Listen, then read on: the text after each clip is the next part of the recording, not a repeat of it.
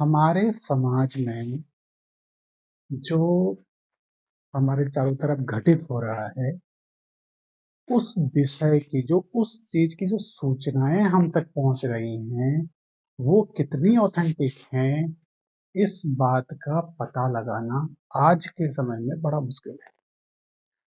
और हमें जो हमारे बच्चे हैं, उन तक जो समाज में से बाहर से जितने चारों तरफ से जो उनके पास सूचनाओं का जो तंत्र है, वो कितना ऑथेंटिक है और उस पर कितना विश्वास किया जा सकता है, यह बात हम अभिभावकों को भी और शिक्षकों को भी हमेशा जानने की ज़रूरत है।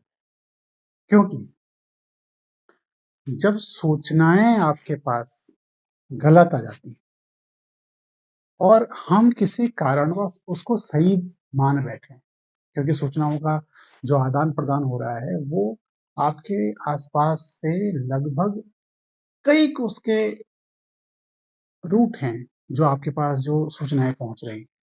कई दिशाओं से, कई चीज़ों से, कई उससे आपके पास जो सूचनाएँ आ रही हैं ना, उनमें कितनी सूचनाएँ ऑथेंटिक हैं, इस पर आपका, आपके समाज का और आपके बच्चों का भविष्य निर्भर करता है।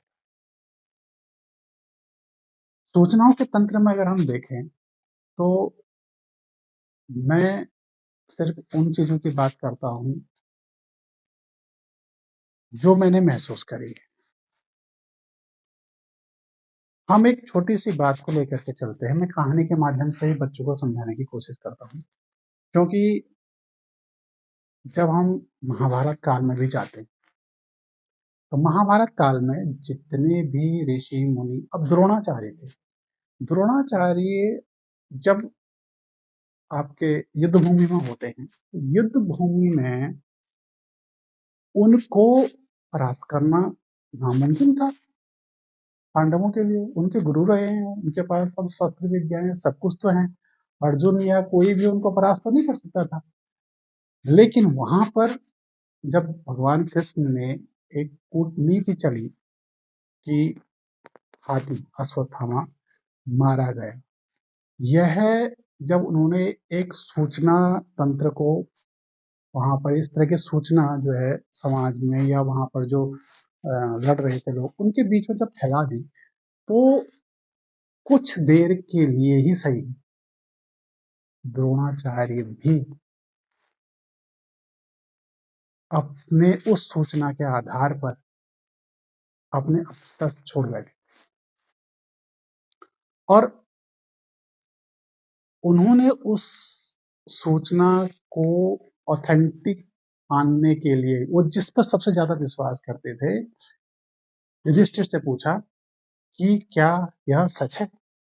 अश्वत्थामा मारा गया? तो युधिष्ठिर ने वहाँ पर सिर्फ एक ही बात कही थी, हालाँकि वो झूठ तो बोलते नहीं थे, लेकिन फिर भी उनको कहा गया था कि आपको इस तरह की एक इन्फॉर्मेशन वहाँ पहुँचाना है, जिससे कि हम इनको हरा पाएँ। लेकिन जब अब वो सूचना उनके पास जाती है, जब युधिष्ठिर कहते हैं कि अश्वत्थामा हतो, नरो वा कुंजरो।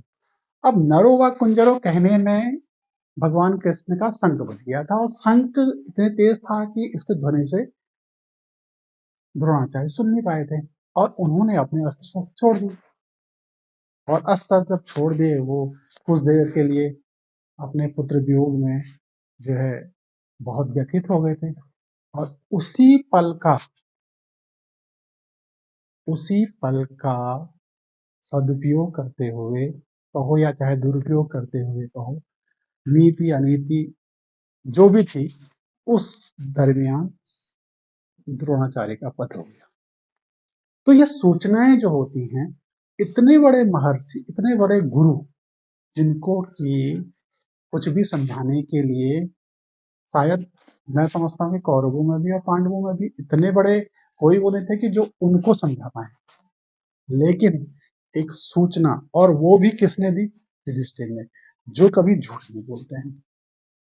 यही बात मैं कहना चाह रहा हूँ कि आपके बच्चे के पास जो सूचनाएं आ रही हैं, उनका माध्यम क्या है?